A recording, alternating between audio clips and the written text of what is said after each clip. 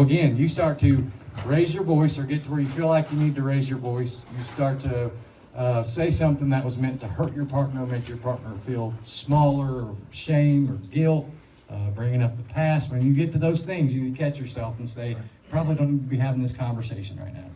We are doing that. We're not solving anything, and we are attacking each other. Do you think anyone wins in a conflict, argument, or fight? No. Nobody wins.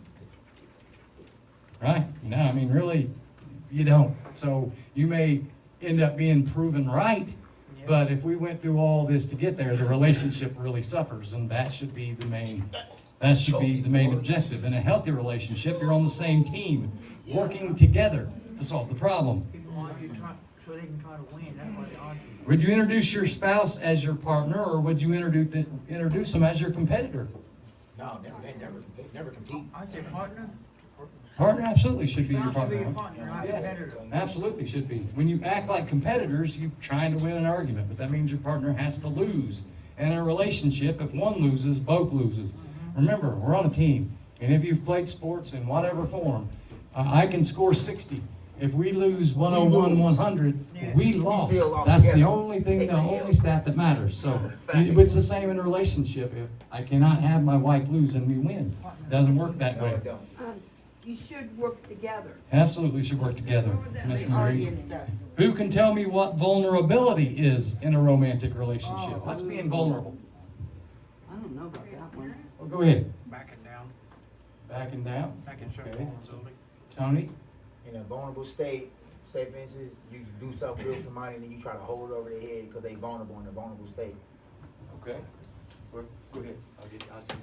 Like, just like showing them like your real feelings, like. Oh, how there you go. feel, like, Showing your breaking real, down there you those go. walls. Now we're talking. Yeah. There, you right there too? Yes. Vulnerability is letting your partner see your real feelings. And there's the thing. Your real feelings. Side. Fear, hurt, sadness, disappointment. And that's the thing. When you're with that right person and you're in that healthy relationship, I'm not afraid to show any of those things. I'm not afraid to cry in front of my wife if I need to.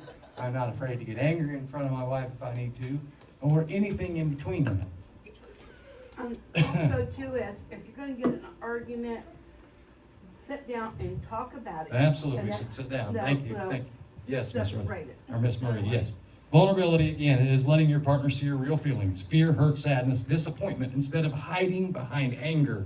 Sarcasm, another big one for a lot of people, or silence.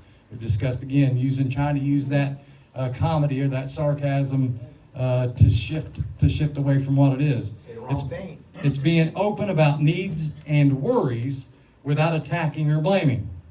Why do you think vulnerability matters in a relationship? Why is it important to be vulnerable? Shows growth in your relationship. Okay, certainly early on it would show growth, Miss Sam. Go ahead, Melissa. Shows that you're both capable of meeting each other in the middle. By showing your core feelings to your partner, it allows your partner to know that they can show their feelings to you. Absolutely. Safety, Build trust. trust, security, absolutely. Go ahead, Tim. It shows that you're both human and that you guys can work together and make that line disappear a little bit. Okay, yeah, you're both human, you work together. Yeah, anger pushes people apart. Vulnerability pulls you closer. Wait a minute, If your partner understands the real feeling behind your words, they can help instead of defending themselves. It's a big point because I have some people in other groups where that's the thing. They like to let their significant other know, and it's usually not in a nice way. But instead of, and I've discussed with that person, if you tell them, instead of wanting to get angry there, yeah, you really hurt me, that really hurt, you've really disappointed me. To a guy, I can tell you from that view, any arguing, any disagreeing kind of has to go out the window. Because now I literally have to stop and think about what I've done, how I've made my wife feel. Somebody that I love deeply feels a negative way that I've caused, and that's the reality there. So stating that instead of getting angry or taking those shots makes a big difference in conflict. Wouldn't you say there, honey? Mouthful when you were saying that if we would take our time when we have that anger and think about it and not pointing the finger at the next person and see how we playing a part in that. Breathe. Yeah, to breathe, we talk about, right? So take the minute, you get angry or you getting frustrated, take that and we take the minute before we speak, and that helps a lot. Tony? And the best thing to do is just put yourself in the other person's shoes, like, Ooh. for a minute. Ooh, Dang. so that's what that's what it should always be. When we are in disagreement, Tony, that is everything. So we're in disagreement, I need to try to understand her perspective. That means I have to be able to overlook what is my own and say, well, how could it feel to be this way? I don't necessarily have to agree with that, but I can understand my partner feels this way, whether I think they should or not is invalid. Right, My partner feels this way, and that's the part that matters. that's all about it. Vulnerability is not weakness. It takes courage to show your true self. There's the thing. Being vulnerable does not make you weak. And in society, a lot of times we can feel like, I can't show that. I've got to keep this wall up, and I've got to be, and that's the kind of reality. And be soft with You like it, that? take that Kindness or weakness. What's that? Right on top of your head. weakness sometime, because you will keep being like this, okay. Yeah, I understand.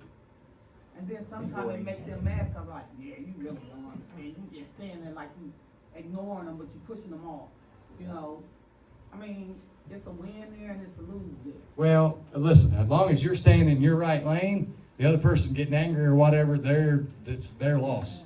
And they're the ones feeling those negative emotions. They're the one got that all that inside that's going on. And that's what you have to remember. You do your part.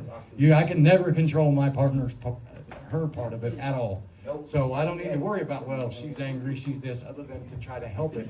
If she's getting those things and I'm not doing anything, that's the thing I need to think is, what am I doing wrong? What can I do different? Those are the things I look at. What's that, Miss Marie? Also too is, you should, respect other people, that cares about you. Yes, And, always respect other people, Miss Oh, that's a Miss big Marie. one. Thank you.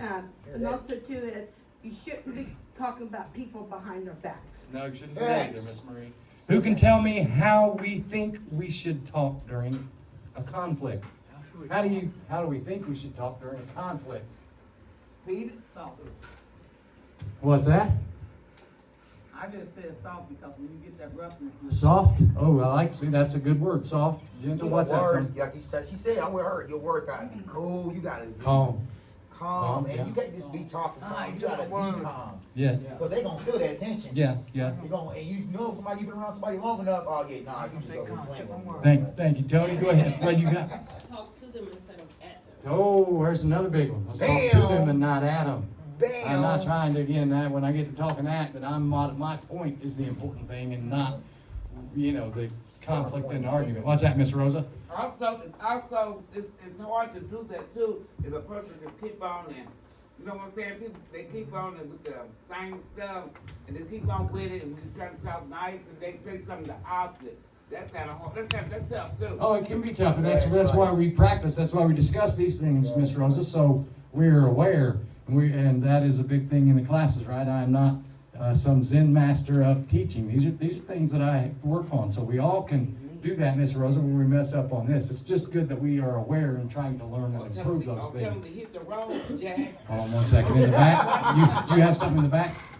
I'm not sure your You name. have obstructive criticism instead of beating the person down, Yeah, okay. Constructive? Yes, constructive criticism instead of attacking or Always the being on hurtful. attack mode, where, someone's Yeah. talking to you and you're like, oh, well, this is. Yeah, absolutely. Miss Cat, what you got? When you're talking to them instead of at them, not only should your tone of voice be calm, but your body language. Yeah, Facts. yeah, so I tell you, Yeah, yeah, they same as don't Tony, see yep, yep, all, you need to try to, and if you can't, like I said, it's good for us to say, be able to say, not right now, I need a few minutes. And that's a good thing to have in a relationship. Melissa? Saying that you should be mindful of Active active listening. listening is a fantastic answer. Yes, we should use a calm tone of voice and kind words during a conflict. And I know a lot of you are like, oh yeah, and it is tough, right? But that's why I said, remember that is your partner, that is the person you love. Go ahead, Sean. Yeah, I think like on this end of it, it'd be like the meek are not weak. Like it takes a lot of strength to be able to like not do something or to not react. That is profound and true, Sean, it really is. So it takes a lot of strength to not do those things. So a lot of us, we're gonna get where oh, no, I want to say this.